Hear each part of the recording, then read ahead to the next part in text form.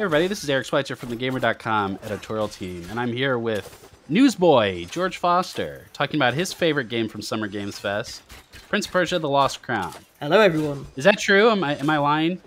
No, you are completely on the money. You freaked out when they showed this. I freaked out. I screamed. Ever since Ubisoft started doing, they started cancelling games, they started, really changing around what they're doing. I was terrified that ages ago there was a 2D Prince of Persia reboot that was rumored, which turns out to be Lost Crown.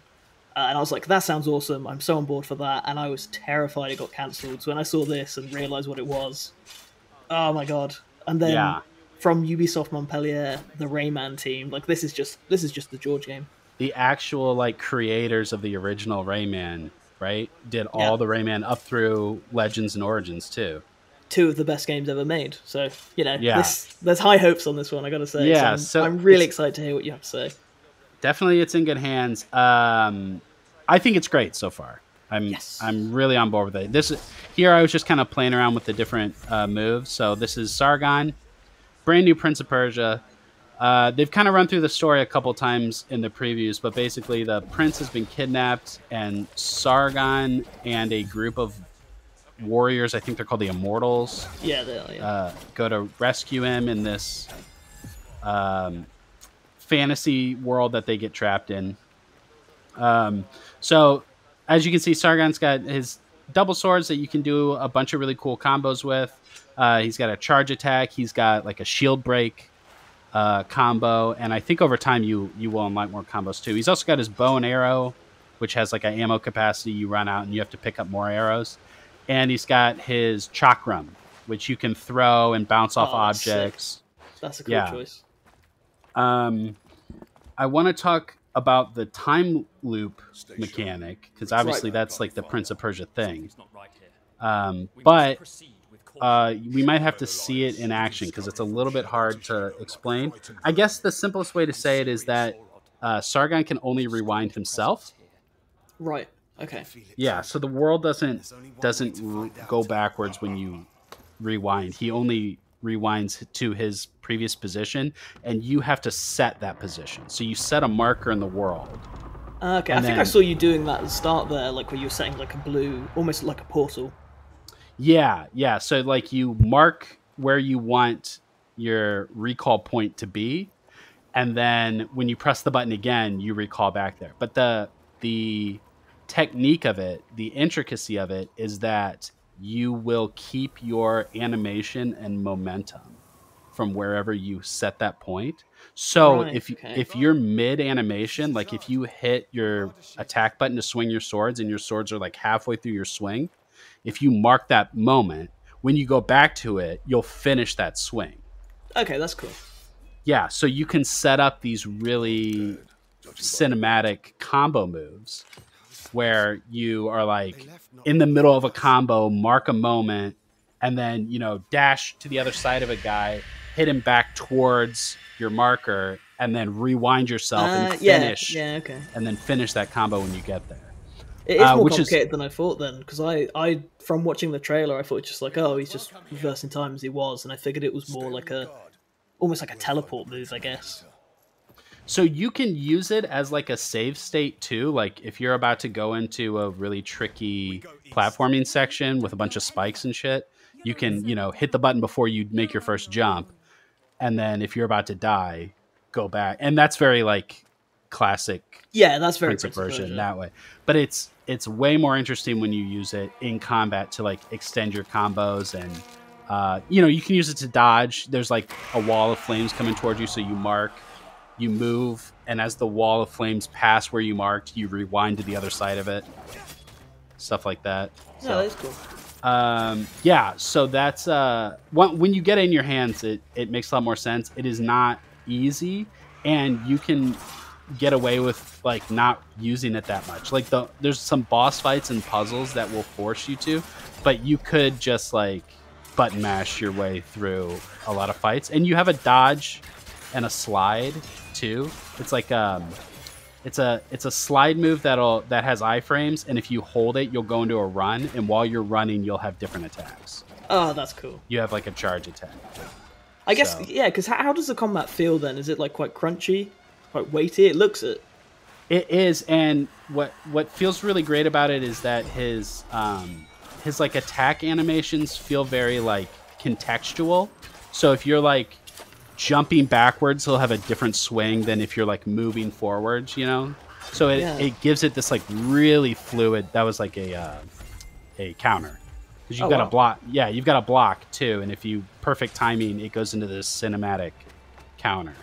It's very See, like yeah, I'm Metroid very Dread surprised kind of about it because, you know, when I said earlier, hearing about Ubisoft Montpellier, instantly you assume platforming is going to feel great and be fluid, but Yeah. combat isn't something they're known for. So seeing this now, like, it looks like surprisingly in depth. Yeah, I thought that the combat was veering towards like Hollow Knight levels of Oh, cool. which I thought was really cool. But there's more, because he has, as you see in the bottom right, a charge meter. What's that for? And the charge meter fills up twice, and then he has two abilities that consume that charge. One consumes 1 meter, and the other consumes 2 meters. So depending on how full your charge meter is, there's one of the moves. So that consumes 1 meter, and it throws this like big wall forward, like the Master Sword. And then if you have 2 meters, you can activate this like healing pad on the ground, and when you stand in it, it heals you. But I think that you'll get more throughout the game, and then you can pick and choose which ones you want to play. Yeah, that sounds about right. I was going to say, those two, as it is, I'm like, you know. I've seen in the trailer, you can see one where he like lunges forward, like through a bunch of guys, like penetrates through them. Ah, okay. That's one of them. There's also another time power that you can see in the trailer, and it's only a split second, and I had to rewind it a bunch of times to figure out how it works. But you can mark an enemy and pull them out of time and then put them back in later. So in the trailer, there's this moment where an enemy is swinging at him and the enemy disappears. And then another enemy walks into that guy's position and he puts him back into the world, and the enemy finishes his swing and hits the second guy. Oh, that's sick. Yeah. It's crazy. So cool. these amulets are equipables. So you have slots, and the amulets take up a certain number of slots. I think all of these take up 1 or 2 right now. And some of these are actually like pretty huge. Like this Chakram Vortex one, when you throw the Chakram out, you can hit Y again, and it'll stop in the air and do a big electric pulse where it is. Right. So some of these really change the things that you can do, and some of them are just kind of like passive bonuses. I hate that sort of thing. When I saw this menu, then I was like, oh, I sighed. But like seeing the ones that cost 2 amulets, I'm like, okay, they seem cool. But the rest are just things I'm never gonna touch.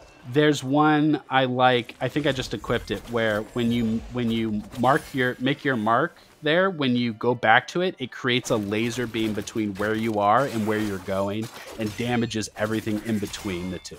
Oh, that is cool. Yeah, so I think that they're pretty like game-changing, like super creative powers that you can add, sort of like passive things. I'm super impressed by these animations. Are incredible, like the little flips. Yeah. It looks so good. And you've got up attacks and down attacks. Like it's almost like it feels a little bit Smash. You've sold me. I was already sold, but you've sold me again. You've got like up airs and down airs, you know? Yeah. So how's the platforming? That's like, you know, like I said, I'm assuming it's very good. Yeah. You can't really assume anything, so tell me more about that. It's super tight. It's like, you know, you've got your like slide to slide under things, and then that puts you into a dash. You can mantle. You can like grab the edges of things and pull yourself up. You've got really nice weight and gravity. Like, I think it's all balanced really well. What I'm not sold on just yet is the level design. I was just going to ask. It's like Metroidvania, right? So it is like, they're calling it like semi-open world, I think. But yeah, it is like a Metroidvania, like lots of backtracking, getting new powers, accessing new doors and stuff like that. But I thought that the levels, like compared to something like the Ori games, were pretty uninspired, but they are drawing a lot from original Prince of Persia. If you look at those maps, it's very like Castlevania, you know, you have like hallways and you have like platforms that are just kind of hanging in the air, and every room has like multiple levels to it. but these weren't like the kind of expansive spaces that are interesting to explore. I didn't feel like there was a ton of secrets anywhere to like, I didn't feel like I needed to really look around. I was just trying to get to wherever the next cutscene was, you know? Right.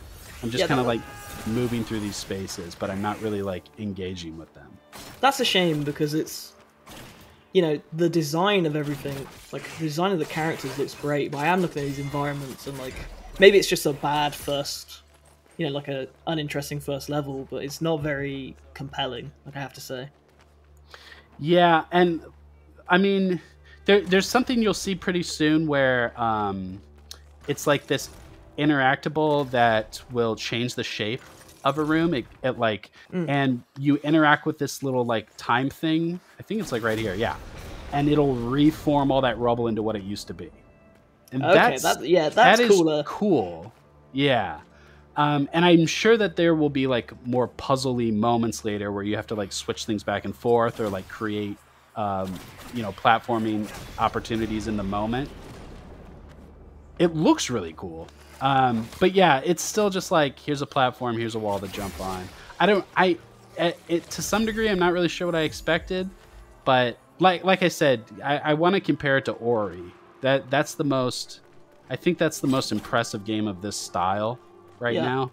Yeah, and it doesn't quite give me the same, like, I'm not as impressed by the world at all. I was very wow at the trailers. As you know, like I've been on board from moment one, but seeing this gameplay, like, I agree. I don't know what I was expecting, but I don't know. Maybe the design of it is just a little. I think it's quite basic. What you're playing through right now is like it's clearly like quite early in the game and quite simple.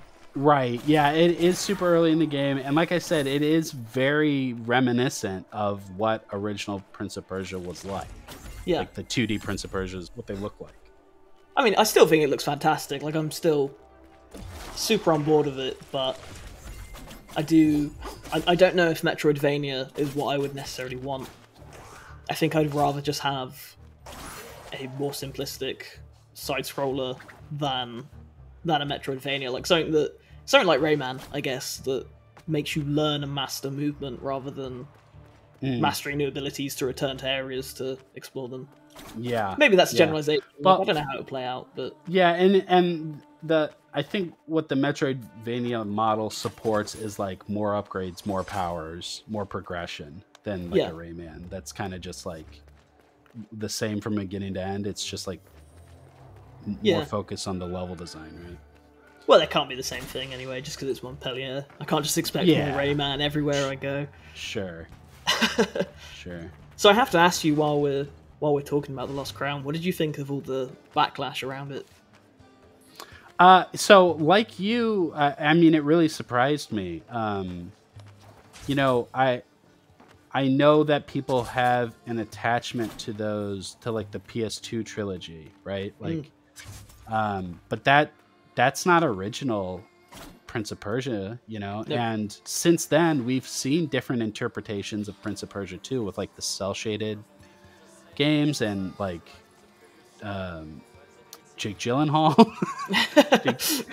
Like, there's different kinds of Prince of Persia, and I never thought that I was never really attached to the character. I think Sargon is automatically just like a cooler character than any of the Prince of Persias we've seen before. He actually seems to have a personality rather than he's got personality. He's got a stronger identity. He's hot. Yeah, don't even get me started. I don't know if he is giving Persian. That's not really for me to say. But yeah, that's a whole other thing. Yeah, but I think he has a very cool character design, and there's a lot of cutscenes. There's a lot of story in this one. But it seems to me that people just wanted 3D. Like the people that are upset, what they wanted was 3D Prince of Persia, but they're gonna get that, right? Like, well, eventually, maybe. They haven't canceled that game yet, so there's no reason to be upset. I do really enjoy the original 3D Prince of Persias, especially Sands of Time, but I also loved the cel-shaded one. I think there's so much room for more than just like that prince, you know? And I think that a game with so much creativity and heart, like this isn't something that Ubisoft has made Like, they haven't made a game like this in such a long time, and it's so depressing to me that a core part of the Lost Crown's identity is now this backlash that it's had from people who just wanted, like, Sands of Time again. It's so bizarre. Yeah, and to be honest, like, I have this feeling that if they got Sands of Time, they wouldn't be happy either. They hated Sands of Time remake. As soon as it was shown, they boycotted it. Yeah. So, yeah, and it was fine for what it was, but it would even a new 3D Prince of Persia would have to be a very different game. So, no, there's no reason to be upset about Prince of Persia being something different than it was before, because games should always strive to be different. They should always we should want things that are like unique and unexpected and break the mold, you know. And this doesn't really break the mold that much. It's just a 2D Metroidvania. Like, it's not a visual novel. Like, relax. That's especially it. Like, you know, it's not like a Prince of Persia dating sim. Like, why are people getting so mad? This is what Prince of Persia was, but evolved. Yeah, and it's badass. I just can't understand it. Yeah. Look at this. Look at that. Look what I'm doing. I'm so on board. Look at all these things. All right, you want to see a boss fight? Yeah, let's do it. Let's look at the second biome before we get to the boss fight. The autumnal forest. So, like, the enemies are different. The backgrounds are different. I really like the depth in the backgrounds. Yeah, this is way better already. Some nice parallax. These guys are really cool. They, I think a couple of them I was fighting. I, like, almost killed them, and they just, like, teleported away. They just, like, disappeared. And I don't know if they went somewhere else, if I was supposed to find them, but I was just like, oh man, what a bastard. Like, he just dipped on me. I already like this. I wish you'd show me this bit first. So I'm like, I love those mushrooms disappearing. Yeah. I love the look a lot more. Like, that first area was just kind of... But that's good. That's a good sign. That shows that it's not a problem of design. It's just that one area I didn't like. Yeah. And when I finished the demo, they told me that there were 2 enemy types I never saw. So there are definitely, like, different paths and secret areas, and not everything is, like, as linear as I kind of felt like it was. There was also, because it was a demo, there was a lot of doors that I just couldn't go in that if it was the full game, I would have. Right. But they were like, oh, we had to block this off for the demo, so... I saw what you mean. I finally understood what you mean about the, like, setting the location and teleporting back thing. Like, when you did it there... That made it make sense. Yeah, I wrote about it, and I was like, man, this is really hard to explain. And then I explained it to you, and I was like, man, I still am not really, like, getting across exactly how it works. But yeah, it's like locking in a action, you know. Yeah. If you're like mid motion, it keeps that motion for later. But yeah, there you go. That's the way of explaining it. But yeah, when you do it, it is just so cool, dude. Like, yeah, it does look good. Even when you do it by accident, you know, it feels really badass. So like the main thing here is these flowers, right? Like, you have to activate them to open them up, and then the platform only stays for a second. That's cool. That's a nice platforming challenge. So far, what I've seen has been, like, very combat focused, which isn't a problem because the combat looks good. But I am more about the platforming, and this section of the game is more my speed. I was having a hard time figuring out how to weave in the arrow, but eventually I figured out that he'll just kind of auto aim. Oh. If you need to shoot something that's there, like, I thought I would have to, like, because I was having a problem with, like, jumping and then moving my thumb to the stick to aim, and then firing and then jumping again. But if you just tap the button to fire the arrow, he'll just kind of shoot at the thing you want to shoot at, which is cool. We're back in the city. No. All right, forget the city. Let's go see this boss fight. This is what I would recognize as a manticore. I think that's the common Varlance. but it's called something different here, and I'm curious what, like, mythologies it's pulling from, because I was getting some, like, Greek vibes from, like, some of the gods and the monsters and stuff we've seen so far, and I don't know what if it's like a blend of mythologies or if exactly where it's pulling from. But this is the Jahandar. That's a manticore, right? Yeah, that's totally a manticore. Heard that one before. Ram horns, lion, scorpion tail. So this one took me a couple tries. I know there were people in my group that gave up, and there was somebody that finished it on their first try, and they made me real mad. They made me real mad. He's got quite a few attacks, and I think that what I... Oh, he got me so fast. I think what I neglected is that pretty much everything he does can be countered, but for some reason in my brain, I don't think you can counter big boys. You know? But you'll see on the attempt where I actually get him, I get really good at countering his attacks. So it's a pretty typical thing where it's like you can counter anything except for when you see red. Right, of course. I don't know who invented that. Probably the Arkham games. I'm not sure. I was thinking Souls, but that's absolutely not it, so don't quote me on that. It was definitely before Souls. So if his eye flashes yellow, you can counter it. My other problem was, and this might just be a me thing, block is L2 and time rewind is L1. So a lot of times thought that it was L1 for block. Yeah, so I was switching those a lot. I would try to block and I would just like make a copy of myself and be like, that's not gonna help. Well, he said you flying. Yeah, he flies. He makes these the stuff fall from the ground. That's the like healing portal thing. He makes little acid pits. But yeah, you can, unless his eyes flash red, you can block. And man, like, look how much health he has left. Like this has felt like it's gone on a while. And I do beat him, just not on this attempt. I'm surprised, you know, like difficulty. I wouldn't put difficulty as a pillar of Prince of Persia, but or boss so fights. Or boss fights. But so far from what I've seen, it does seem like quite a difficult game. I don't know whether you were just playing on game journo difficulty or what, but it looks tough. Yeah, they didn't tell me it was easy mode. It didn't feel like easy mode. He does have a lot of health. Yeah, he does. This is cool though. This is a nice set piece. Like, I can't even think of a boss in Prince of Persia. I know Sands of Time had like a really bad ending one, but nothing cool like this. Yeah. Wait, is that an Estus flask sort of mechanic? Is that like a... You do, yeah. You have one... I don't know how you get more. I'm sure throughout the game you upgrade more, but yeah, you do have a heal potion. And it only refills when you hit the checkpoints at the tree. Yeah, I figured. I saw the golden tree. I was like, that is a bonfire. Yeah. That's the thing forever, right? Bonfires forever. Every game's got to have them. Everybody complains about loot, RPG mechanics, but it's really the bonfires that have infected mainstream gaming. So this is second phase, which comes earlier than I would have thought, but it is what it is.